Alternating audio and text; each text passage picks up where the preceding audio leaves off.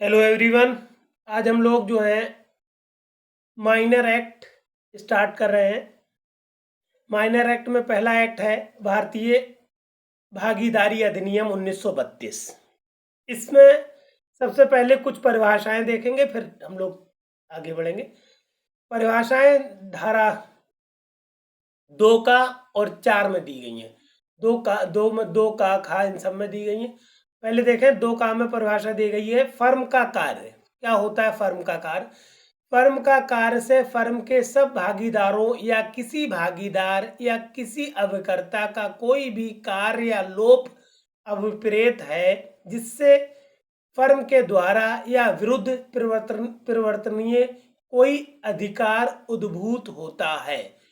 कहने का मतलब है फर्म के किसी भागीदार का या भागीदारों का या अभिकर्ता का कोई ऐसा कार्य जिससे कार्य या लोप जिससे क्या हो, विधि विधि विधि द्वारा परिवर्तनीय कोई अधिकार प्रतिभूत होता है, उद्भूत होता है। मतलब जिसके विरुद्ध अगर वो ऐसा काम करता है जिसके द्वारा कोई वाद लाया जा सके या जिसके विरुद्ध कोई वाद लाया जा सके। धारा 2 खा क्या कह रही है? कारोबार। कारोबार पूछ लिया जाता, क्या होता कारोबार या कारोबार? कारोबार के अंतर्गत हर व्यापार, उपजीविका और वृत्ति, यही लिखना है एज इट इज। 3 वर्ड है, व्यापार, उपजीविका और वृत्ति, ये आती हैं कारोबार के अंतर्गत। धारा 4 में आ जाइए, ये भी परिभाषा से संबंधित है। धारा 4, भागीदारी, भागीदार फर्म, भागीदारी, भागीदार सॉरी, पहला भागीदारी, दूसरा भागीदार, फिर फर्म, और फिर तीसरा और चौथा है फर्म का नाम। इनकी सबकी परिभाषा, फर्म का नाम की परिभाषा। पहले देखें हम भागीदारी क्या है।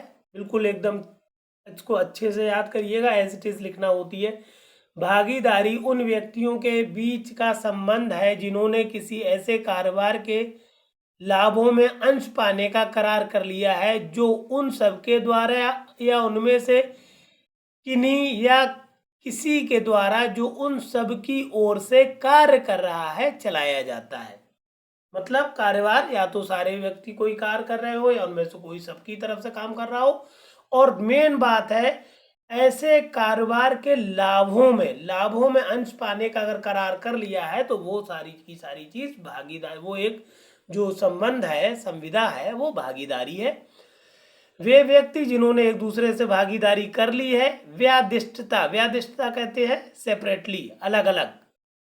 कोशिश करिएगा व्यादिष्टता ही शब्द आप लिखें तो बहुत बेहतर रहेगा। अलग अलग को कहते हैं सेपरेटली। व्यादिष्टता भागीदार और सामूहिक रूप से फर्म कहलाते हैं, और जिस नाम से उनका कारोबार चलाया जाता है वो फर्म नाम कहलाता है। ठीक, फिर आ जाइए धारा 5, भागीदारी परिस्थिति से सृष्ट नहीं होती। क्या मतलब है? परिस्थिति कहते हैं स्टेटस को। ठीक, कभी भी भागीदारी स्टेटस से क्रिएट नहीं होती, बल्कि उनके बीच जो संबंध होता है इससे सृष्ट होती है, क्रिएट होती है। सॉरी, समझ ले। पहले भागीदारी संबंध संविदा से उद्भूत होता है, परिस्थिति से नहीं। ये आपको एक लाइन एज इट इज लिखनी है। अब इसमें आपको बता देना है, और विशेषकर इस पे क्वेश्चन आता है, जो और विशेषकर लिखा हुआ है यहाँ से क्वेश्चन अराइज होता है। और विशेषकर हिंदू अविभक्त कुटुंब के सदस्य जो उस हैसियत में कौटुंबिक कारोबार चलाते हैं, या बर्मी बौद्ध पति और पत्नी जो उस हैसियत में कारोबार चलाते हैं, ऐसे कारोबार में भागीदार नहीं है। जो हिंदू संयुक्त परिवार होता है, कुटुंब होता है, उनके सदस्य या फिर जो बर्मी बौद्ध हैं, वो पति पत्नी आपस में साथ में मिलकर काम करते हैं किसी फर्म में, संस्था में सॉरी, तो वो भी जो है भागीदार नहीं माने जाते। ये बात यहाँ पर क्लियर की गई है। अक्सर ये क्वेश्चंस में आपको मिलती है, ये प्रॉब्लम सेट करते हैं इस तरह से। अगले पेज पे चले हम लोग। एक शॉर्ट नोट आता है भारतीय भागीदारी अधिनियम धारा 7 के ऊपर। धारा 7 कहती है इच्छाधीन भागीदारी। इच्छाधीन मीन्स इच्छा के अधीन। इच्छाधीन भागीदारी क्या होती है समझ ले। जहां की भागीदारों के बीच की संविदा द्वारा उनकी भागीदारी की अस्तित्व अवधि मतलब अस्तित्व की जो अवधि है, अस्तित्व अवधि के लिए या उनकी भागीदारी के पर्यावसान के लिए कोई उपबंध नहीं किया गया है, वहां वो भागीदारी इच्छाधीन भागीदारी कहलाती है। यहाँ पर एक शब्द है भागीदारों के बीच अस्तित्व अवधि के यहाँ पर एक शब्द बढ़ा लीजिए के लिए। तो अस्तित्व मतलब यह है, कहने का मतलब इच्छाधीन भागीदारी जो होती है उसमें कोई अस्तित्व अवधि का मतलब है कब तक चलेगी ये नहीं पता है, कब खत्म होगी ये नहीं मतलब डेट डाली जाती है। तो उस भागीदारी को कहते हैं इच्छाधीन। उनकी मतलब भागीदारों के इच्छा पे जो डिपेंड करे भागीदारी वो है इच्छाधीन भागीदारी। सिंपल सी बात। धारा 9 पे आ जाइए। भागीदारों के साधारण कर्तव्य पूछ लेते हैं, कहीं पर भी पूछेगा ये, एक एक्ट में नहीं, हर जगह कहीं पर भी मिलता है कि साधारण कर्तव्य क्या होते हैं। किसी अभिकर्ता के पूछ ले, भागीदार के पूछ ले, आपस में कहीं पर भी पूछ ले एक दूसरे के जो साधारण कर्तव्य हैं वो क्या होते हैं, कहीं किसी भी एक्ट में पूछे आप सेम मैटर लिखिएगा। क्या कहता है साधारण कर्तव्य का टॉपिक? धारा 9 भागीदारों के साधारण कर्तव्य। भागीदार सर्वाधिक सामान्य फायदे के लिए फर्म के कारोबार को चलाने एक दूसरे के प्रति विश्वास परायण और वफादार रहने तथा हर भागीदार या उसके विधिक प्रतिनिधि को सच्चा लेखा और फर्म पर समान प्रभाव वाली सब बातों की पूर्ण जानकारी देने के लिए आबद्ध है। ठीक, ये सब चीजें आप साधारण कर्तव्य में याद रखेंगे, पूछा जाता है। धारा 11 पर आ जाइए। धारा 11 बहुत इंपॉर्टेंट है, बहुत बार पूछी गई है। भागीदारों के अधिकारों और कर्तव्यों का अवधारण भागीदारों के बीच की संविदा द्वारा होगा। समझ लें बहुत ध्यान से। भागीदारों के पारस्परिक अधिकारों और कर्तव्यों का अवधारण भागीदारों के बीच की संविदा द्वारा किया जा सकेगा और ऐसी संविदा अभिव्यक्त हो सकेगी या व्यवहार चर्चा से विवक्षित हो सकेगी। आपने पहले भी पढ़ा है कि संविदाएं दो तरह की हो सकती हैं, अभिव्यक्त हो सकती हैं या विवक्षित हो सकती हैं। ये ध्यान रखिए, शब्द एज इट इज लिखना है। अभिव्यक्त जिसमें अभिव्यक्ति दे दी जाए, दूसरी विवक्षित। फिर ऐसी संविदा में फेरफार, आगे बताइए, ऐसी संविदा में फेरफार सब भागीदारों की सम्मति से किया जा सकेगा और ऐसी सम्मति अभिव्यक्त हो सकेगी या व्यवहार चर्चा से विवक्षित हो सकेगी। ठीक, अगर कोई फेरफार भी करना है तो भागीदारों की आपसी सहमति से फेरफार होगा, वरना नहीं। एक इसमें पॉइंट दूसरा जो धारा 2 है ये कहती है व्यापार अवरोधी करार। क्या मतलब है इसका? भारतीय संविदा अधिनियम की धारा 27 में किसी बात के होते, 27 में जो भारतीय संविदा अधिनियम है उसमें बताया गया व्यापार अवरोधी करार कौन कौन से होते हैं। तो उसके इसीलिए बताया भारतीय संविदा अधिनियम की धारा 27 में किसी बात के होते हुए भी ऐसी संविदाएं हो सकेंगी कि कोई भागीदार जब तक वो भागीदार रहे फर्म के कारोबार के सिवाय कोई और कारोबार नहीं करेगा। इसका मतलब क्या है? कोई ऐसी संविदा कर ली भागीदारों ने आपस में जो भारतीय संविदा अधिनियम 27 के अनुसार व्यापार अवरोधी संविदा है, फिर भी भागीदारी अधिनियम के अनुसार वहां पर भले ही वो विधि विरुद्ध हो जाए या परिवर्तन ही ना हो भारतीय संविदा अधिनियम में, मगर यहाँ पर वो जो उन्होंने संविदा की है, आपस में करार किया है, तो वो संविदा विधिपूर्ण होगी और उसको इन्फोर्स कराया जाएगा न्यायालय में। ये बात ध्यान रखिएगा, इंपॉर्टेंट पॉइंट है ये। आगे चले हम लोग। अब आ जाइए भागीदारी अधिनियम की धारा 17। ये 11 से कोरिलेट करके ही पूछी जाती है धारा, ये ध्यान रखिएगा। अभी इससे जस्ट पिछले पेज पर हमने आपको धारा 11 पढ़ाई है, उसी के साथ में अगर लॉन्ग क्वेश्चन बनता है तो उसी के साथ जोड़ के इस प्रश्न को पूछते हैं, और छोटा बनता है तो मतलब सेपरेट भी पूछी जाती है। क्या कहती है भागीदारी अधिनियम की धारा 17? भागीदारों के अधिकार और कर्तव्य क्या हैं, ये बहुत पूछे जाते हैं। भागीदारों के बीच की संविदा के अधीन ये है कि क्या है, क्या मतलब है। पहला पॉइंट इसमें बताया गया, फर्म में तब्दीली होने के पश्चात। मतलब कहने का मतलब है भागीदारों के अधिकार और कर्तव्य तो हमने धारा 11 में पढ़े। अब अगर 3 बातें आ गई कि फर्म में तब्दीली हो जाए, या फर्म की अवधि का अवसान हो जाए, या जहां की अतिरिक्त उपक्रम किए गए हैं वहां ऐसी परिस्थिति आ जाए, तो इन तीनों परिस्थितियों में भागीदारों के अधिकार और कर्तव्य क्या हो जाएंगे, ये बताती है धारा 17। स्टार्ट करें हम लोग, समझे। पहला पॉइंट, फर्म में तब्दीली होने के पश्चात का मतलब है कर्तव्य और अधिकार क्या होंगे। देखें, जहां की फर्म के गठन में कोई तब्दीली गठित होती है, वहां पुनर्गठित फर्म में भागीदारों के पारस्परिक अधिकार और कर्तव्य यथावत वैसे ही बने रहते हैं जैसे वे उस तब्दीली के पूर्व थे। ठीक, कोई फर्क नहीं पड़ेगा।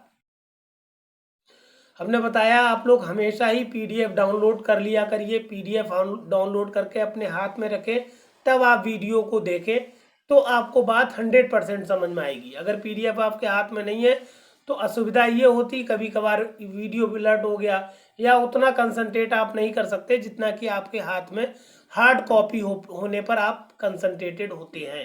इसलिए आप हमेशा वीडियो देखने से पहले पीडीएफ डिस्क्रिप्शन बॉक्स में जाके पीडीएफ को डाउनलोड कर लें, नोट्स को डाउनलोड कर लें। यही हैंड रिटन नोट्स हैं, एज इट इज़ हैं, इसीलिए हम आपको पढ़ के सुनाते हैं, समझाते हैं कि यही नोट्स आपको दे रहे हैं कि बार बार आप इसको वीडियो को सुनेंगे, नोट्स को देखेंगे, आपको अपने आप सारा मैटर याद हो जाएगा। दूसरे पॉइंट पर आ जाइए। तब्दीली वाली बात हमने बता दी आपको। तब्दीली अगर हो जाती है, तब्दीली होने के पश्चात भी वही अधिकार और कर्तव्य बने रहेंगे जो पहले थे। पॉइंट खा में आ जाइए। फर्म की अवधि के अवसान कहते हैं खत्म होना, अवसान के पश्चात। शब्द यही लिखिएगा, शब्दों में फेरफार नहीं करना बिल्कुल।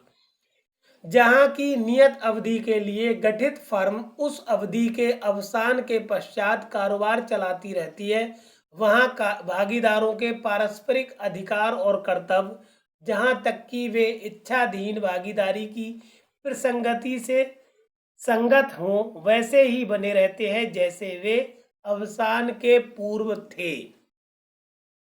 मतलब जो फर्म बनाई गई थी किसी अवधि के लिए बनाई गई थी, अवधि खत्म हो चुकी है, अवसान हो चुका है अवधि का, फिर भी वो फर्म चल रही है, तो उन भागीदारों के अधिकार और कर्तव्य वे ही बने रहेंगे जो उस अवधि के अवसान से पहले उनके अधिकार और कर्तव्य थे।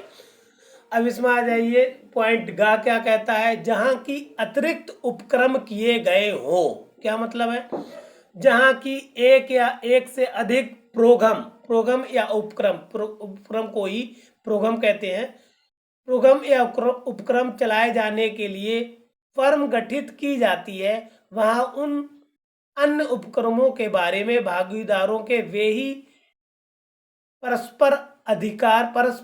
पारस्परिक अधिकार और कर्तव्य होते हैं जो मूल प्रोग्रामों या उपक्रमों के बारे में हों। ठीक, जो पहले थे, जो पहले उपक्रम चला रहे थे, वो वैसे ही सारे अधिकार और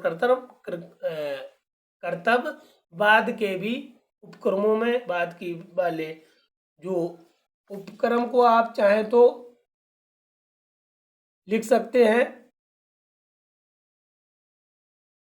एडवेंचर्स।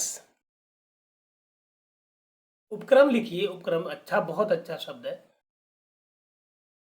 फिर आ जाइए आप धारा 19 में। भागीदारों का फर्म के अभिकर्ता के नाते विवक्षित प्राधिकार, ये बहुत इंपॉर्टेंट है।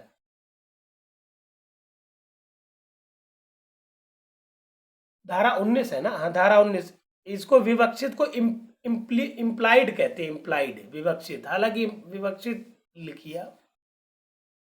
क्या कहती है धारा 19? भागीदारों का फर्म के अभिकर्ता के नाते विवक्षित प्राधिकार। पहली बात, पहला पॉइंट, पहली उपधारा, धारा 22 के अधीन रहते हुए भागीदार का ऐसा कार्य जो उस किस्म के कारोबार को जैसा फर्म चलाती है प्रायिक रूप, प्रायिक कहते हैं यूजुअल वे, प्रायिक रूप में जो रूटीन वे में चल रहा है उसको कहते हैं प्रायिक, यही वर्ड लिखिएगा, प्रायिक रूप, प्रायिक रीत में चलाने के लिए किया गया है, फर्म को आबद्ध करता है। फिर क्या होगा, मतलब फर्म को, ये ध्यान रखिएगा, जो फर्म को आबद्ध करता है ऐसा कोई प्रायिक कार्य होगा वो होगा अभिकर्ता का विवक्षित प्राधिकार। आगे बताया भी गया है, फर्म को आबद्ध करने का भागीदार का प्राधिकार जो इस धारा द्वारा प्रदत्त है उसका विवक्षित प्राधिकार, विवक्षित प्राधिकार का मतलब होता है निहित अधिकार, उसका विवक्षित प्राधिकार कहलाता है। ठीक है, विवक्षित प्राधिकार का ही मतलब है निहित अधिकार, मतलब उसका जो अधिकार है अभिकर्ता का वो ये है कि जो रूटीन वे में, यूजुअल वे में फर्म चलाई जा रही है, जिस तरीके से चलाई जा रही है, तो उस फर्म को आबद्ध करे, कि उसके लिए बाउंडेड हो कि हम भी ऐसा ही काम करेंगे जैसा कि फर्म के सारे भागीदार कर रहे हैं, इसको कहते हैं विवक्षित प्राधिकार, निहित अधिकार। फिर आती है उपधारा 2 इसी धारा 19 की, व्यापार की किसी तत्प्रतिकूल प्रथा या रूढ़ी के अभाव में। अब यहाँ पर आपको बताया जाएगा कि क्या क्या प्राधिकार विवक्षित प्राधिकार नहीं है, पहले में बताया गया क्या है और बाद में बताया उपधारा 2 में क्या नहीं है। रूढ़ी के अभाव में, अभाव में का आगे लिखा होगा भागीदार का विवक्षित प्राधिकार, है ना, यही चीज होगी। अगले पेज पे चले हम, पिछले पेज पे लिखा हुआ था व्यापार की किसी तत्प्रतिकूल प्रथा या रूढ़ी के अभाव में अब यहां से देखें, भागीदार का विवक्षित प्राधिकार उसे सशक्त नहीं करता, कि इसलिए सशक्त नहीं करता। पहली बात, ये बहुत इंपॉर्टेंट पॉइंट्स हैं। पहली बात है, फर्म के कारोबार से संबंधित विवाद को माध्यस्थम के लिए निवेदित करे। ठीक, ये उसका विवक्षित प्राधिकार नहीं है। ये सारे 8 पॉइंट है। दूसरी बात, फर्म की ओर से बैंक में स्वयं अपने नाम में खाता खोले। फिर तीसरी बात, फर्म द्वारा किए गए किसी दावे या दावे के किसी भाग का समझौता करे या उसे त्याग दे। चौथी बात, फर्म की ओर से फाइल किए गए किसी वाद या कार्रवाई का प्रत्याहरण करे। प्रत्याहरण कर मतलब होता है छोड़ देना या विड्रॉ कर लेना, निकाल लेना। पांचवी बात है, फर्म के विरुद्ध वाद या कार्रवाई में कोई दायित्व स्वीकृत करे। छठी बात, फर्म की ओर से स्थावर संपत्ति अर्जित करे। सातवीं बात, फर्म की स्थावर संपत्ति अंतरित करे। या आखिरी बात, फर्म की ओर से भागीदारी में सम्मिलित हो। याद सारे कर लीजिएगा क्योंकि एग्जाम टाइम पे सारे याद नहीं रहेंगे, 5-6 याद रह जाए, जो याद रह जाएंगे वो आप लिखिएगा, कोशिश करिएगा याद सारे कर लीजिए, क्योंकि पूछे जाते हैं कि भागीदार के नाते विवक्षित प्राधिकार क्या क्या है और क्या क्या नहीं है। धारा 22 क्या कह रही है भागीदारी अधिनियम की, फर्म को आबद्ध करने के लिए कार्य करने का ढंग। ये क्या ढंग होगा ये बता दिया गया धारा 22 में। बहुत ज्यादा इंपॉर्टेंट नियम अगर पूछी गई है कुछ कई बार तो आप ध्यान रख लें, इसलिए कि वो फर्म को आबद्ध करे फर्म की ओर से भागीदार या किसी अन्य व्यक्ति द्वारा किया गया कार्य या निष्पादित लिखित फर्म नाम में या किसी ऐसे अन्य प्रकार से जिससे फर्म को आबद्ध करने का आशय अभिव्यक्त या विवक्षित होता हो किया जाएगा या निष्पादित की जाएगी।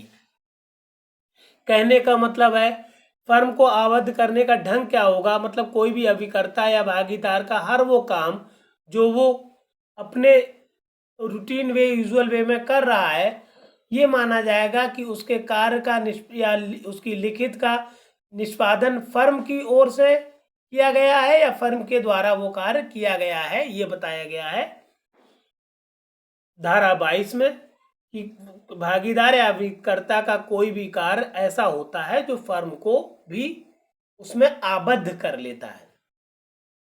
फिर आ जाइए आप भागीदारी अधिनियम धारा 28, बहुत इंपॉर्टेंट है। इसको कहते हैं व्यपदेशन, होल्डिंग आउट, या व्यपदेशन मीन होता है कोई चीज बहानेबाजी करना, एक तरह से होल्डिंग आउट इसको इंग्लिश में कहते हैं। मतलब कह सकते हैं झूठ बोल के या किसी को बेवकूफ बनाने की बात प्रक्रिया जो है व्यपदेशन है। पहला उपधारा देखें, जो कोई मौखिक या लिखित शब्दों द्वारा या आचरण द्वारा ये व्यपदेशन करता है या जानबूझकर यह व्यपदेशन किए जाने देता है कि वो किसी फर्म में भागीदार है।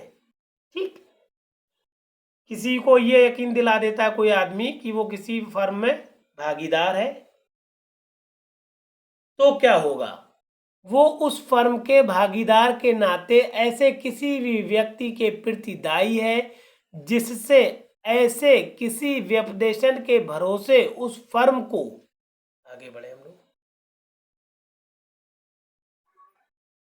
पिछले पेज पे था, उस फर्म को, अब यहां से प्रत्यय, प्रत्यय कहते हैं ऋण या जमा को, प्रत्यय दिया है, प्रत्यय ही शब्द इस्तेमाल करिएगा आप प्लीज, प्रत्यय दिया है चाहे वो व्यक्ति जिसने अपने भागीदार होने का व्यपदेशन किया है या भागीदार होने का व्यपदेशन करने दिया है, ये ज्ञान रखता हो या नहीं कि वो व्यपदेशन ऐसे प्रत्यय देने वाले व्यक्ति तक पहुंचा है। कहने का मतलब है कोई आदमी जानबूझ कर ये कहता है कि मैं फला फर्म का भागीदार हूं और ये बहाना करता है कि मैं भागीदार हूं, जबकि वो भागीदार नहीं है। और ऐसा सोचकर वो चाहे भागीदारी वो डायरेक्ट किसी को बताए कि मैं भागीदार हूं या किसी के जरिए उस आदमी ने सुना हो कि ये उस फर्म के भागीदार हैं और इनको हम 10,000 रुपए दे देते हैं क्योंकि ये उस फर्म में लगे हुए हैं तो हमारा फायदा हो जाएगा, और इस व्यपदेशन के इस बहानाबाजी के चक्कर में उसको 10,000 रुपया मिल गया, प्रत्यय मिल गया, ऋण मिल गया या जमा कर दिया किसी ने। तो अब भले ही वो आदमी उस फर्म का भागीदार नहीं है, मगर अब चूंकि उसने पैसा ले लिया है तो अब उसका दायित्व ये बन जाता है कि वो उस व्यक्ति को उस व्यक्ति को जिससे उसने प्रत्यय या ऋण ले लिया, पैसा ले लिया है किसी बहाने, हर इस तरह से इंटाइटल है, बाउंडेड है, बंधित है कि वो इस तरह से कार्य करे कि मानो वो उस भागीदारी फर्म में भागीदार है। कहने का मतलब हुआ, और चाहे वो जो व्यपदेशन जो बहानाबाजी की गई है वो ये बाद में ये कहे कि हमें नहीं पता, इनको कैसे पता चला कि मैं भागीदार हूं, मैं तो भागीदार हूं ही नहीं, तो उसको ये बात नहीं कहने दी जाएगी। कहने का मतलब है कोई बहानेबाजी से किसी व्यक्ति से कहता है या कहने देता है या किसी तरह से उसको पता लगता है कि फला आदमी, मान लीजिए हमारे बारे में पता लगे कि हम फर्म में भागीदार हैं और आप हमको 10,000 रुपया दे दें, वो चाहे आपने डायरेक्ट हमारे मुंह से सुना हो या किसी और के मुंह से सुना हो कि हम भागीदार हैं, और आपने कुछ पैसा हमें जमा करवा दिया कि ये पैसा हमारा इन्वेस्ट कर दीजिए, ये बढ़ के हमें मिल जाएगा, हमने वो पैसा आपसे ले लिया। अब हमने वो, चूंकि हम भागीदार हैं नहीं, अब हम बहानाबाजी करें तो हमको बहानेबाजी नहीं करने दिया जाएगी, बल्कि कहा जाएगा आप भले ही भागीदार हो या ना हो, आपने पहले ये कहा था कि आप भागीदार हैं या लोगों से कहा था या हमने माना और आपने पैसे लिए, इसका मतलब आप भागीदार हैं, अब आप हमका इसका मुआवजा मतलब बढ़ा के पैसे दीजिए। तो वो जो भागीदार होने का व्यपदेशन कर रहा था वो इस बात से इनकार नहीं कर सकेगा कि वो उसने व्यपदेशन किया था, और दूसरी बात वो हर वो कार्य करेगा जो वो भागीदार करता, जो भागीदार उसे पैसा बढ़ा के देता आदमी को, उसे हमें भी देना पड़ेगा क्योंकि आपने हमें पैसा दिया है। और ये भी बात यूजलेस हो जाएगी कि आपको कैसे पता लगा कि व्यपदेशन कहाँ से मिला या कैसे मिला। ठीक, ये भी बात कोई मायने नहीं रखती कि व्यपदेशन आप तक कैसे पहुंचा। ठीक, थोड़ा सा टिपिकल है, वीडियो को रोक रोक के अच्छे से ध्यान से समझिएगा क्योंकि उलझाऊ वाली धारा आई है। फिर उपधारा 2 यहाँ क्या कह रही है, जहां की किसी भागीदार की मृत्यु के पश्चात ही कारोबार पुराने फर्म नाम से चालू रखा जाता है, वहां उस नाम का या मृतक भागीदार के नाम का उस कारोबार के भागरूप उपयोग किए जाते रहना स्वयमेव उस मृतक भागीदार के विधिक प्रतिनिधि या उसकी संपदा को फर्म के ऐसे कार्य के लिए जो इसकी मृत्यु के पश्चात किया गया हो दायी नहीं बना देता। यहां पर इन्होंने क्लियर कर दिया, मान लीजिए कोई भागीदार मर जाए, मतलब ये व्यपदेशन तो ये आदमी जो कर रहा है वो जानबूझ के कर रहा है कि मैं भागीदार हूं और को पैसा कलेक्ट कर रहा है, तो ये व्यपदेशन हो जाएगा। मगर कहाँ व्यपदेशन नहीं है, ये बता रही उपधारा 2, जहां की भागीदार मर गया हो और फर्म अभी भी उसी नाम से चल रही है उस भागीदार के मरने के बाद भी, और चूंकि उस भागीदार का नाम अब उसके मृतक के जो विधिक प्रतिनिधि हैं उसको कहते हैं कि ठीक है, इनकी जो संपदा लगी हुई थी, जो पैसा लगा हुआ था, उस हिसाब से आप इनको कारोबार को उसी रेशियो में चलाते रहिए, अगर इस पर एग्री हो जाते हैं तो यहाँ पर ये व्यपदेशन की बात नहीं आएगी। तो ऐसे किसी कार्य में विधिक प्रतिनिधि या उसकी संपदा को फर्म के ऐसे कार्य के लिए जो उसकी मृत्यु के पश्चात किया गया हो दायी नहीं बना देती। अगर वहां कारोबार जो मतलब का व्यक्ति मर गया है और जो उसके बाकी बचे हुए भागीदार हैं वो उस नाम का या उस मृतक भागीदार के नाम का उस कारोबार के भागरूप उपयोग किए जाते रहना। तो कहने का मतलब यह है कि अगर वो कारोबार अभी भी चल रहा, भागीदारी चल रही है, मगर उनमें से एक पार्टनर मर गया, भागीदार मर गया है, तो अब उन विधिक प्रतिनिधि, वो चूंकि भागीदार रहा नहीं, तो उसकी जो भागीदार मर गया है उसकी संपत्ति जो है, उसकी संपदा जो है, उसकी संपत्ति या संपदा जो लगी हुई है फर्म में, वो अब फर्म के किसी कार्य के लिए दायी नहीं है। कि मतलब ये जो कार्य फर्म कर रही है उस व्यक्ति की मृत्यु के बाद, अगर मान लीजिए, कहने का मतलब यूं समझ लीजिए कोई फर्म चला रहा था, एक व्यक्ति उसमें से मर गया, 4 लोग थे, एक मर गया, 3 लोग चला रहे हैं, और आगे फर्म के बाद जो है फर्म को बहुत बड़ा नुकसान हो जाता है, तो अब उसके विधिक प्रतिनिधि उस नुकसान की भरपाई नहीं करेंगे क्योंकि वो भागीदार नहीं रहा है। यहाँ पर कोई भी व्यपदेशन का मामला नहीं बनता है। उन्होंने जानबूझकर नहीं कहा था कि आप आगे कारोबार करिए, आगे रिस्क लीजिए, ऐसा कुछ नहीं कहा था। इसका मतलब उस मृतक की संपदा से आप उस घाटे को फुलफिल नहीं कर सकते। ठीक, ये चूंकि उसके मरने के बाद की काम है, इसलिए आप तीनों लोग समझ गए होंगे आप, 4 लोगों में से एक मर गया, 3 लोग आगे चला रहे फर्म को, उन्हें नुकसान हो गया, तो अब चौथा जो मर चुका था उसकी संपदा से, उसकी संपत्ति से उस नुकसान की भरपाई बाकी 3 बचे हुए भागीदार नहीं कर सकते। ये कहलाती है व्यपदेशन की उपधारा 2। यहाँ पर ये हम लोगों का टॉपिक कंप्लीट हो गया है। एक टर्न और लगेगा जब आपका भागीदारी अधिनियम कंप्लीट हो जाएगा।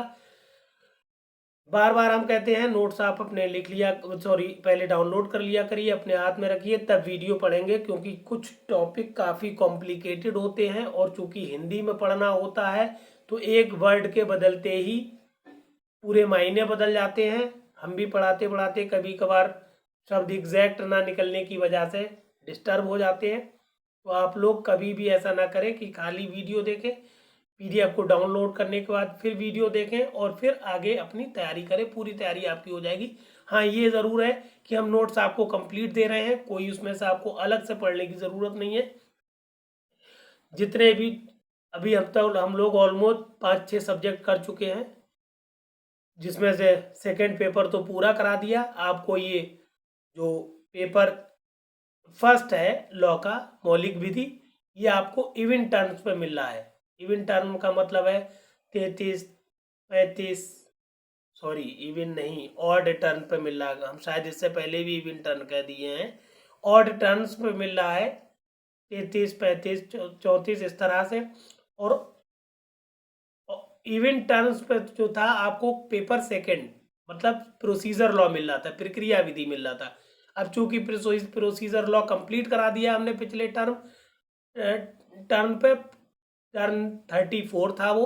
अब 36 टर्न से आपको 36 में 36, 38, 40, 42 इस तरह से अब आपको लोकल लॉ देंगे हम, क्योंकि अभी तक हमने लोकल लॉ आपको नहीं पढ़ाए हैं, जो कि आपके मेंस के लिए बहुत ज़्यादा इंपॉर्टेंट है।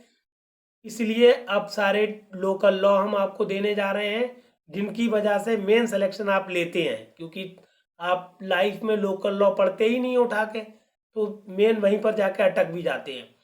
तो इसलिए अब ये मैटर आप सब लोगों को शेयर कर दीजिए, हमारे चैनल को सब्सक्राइब ज़रूर कर लीजिए, क्योंकि कोई भी वीडियो आपसे मिस नहीं होना चाहिए। एक भी मिस हो गया तो आप सारी चीज़ें उलट पुलट लेंगे। इसलिए ध्यान से पढ़िए, सिलेक्शन लीजिए, सारे दोस्तों को शेयर करिए और सब्सक्राइब ज़रूर कर लीजिए। Thank you.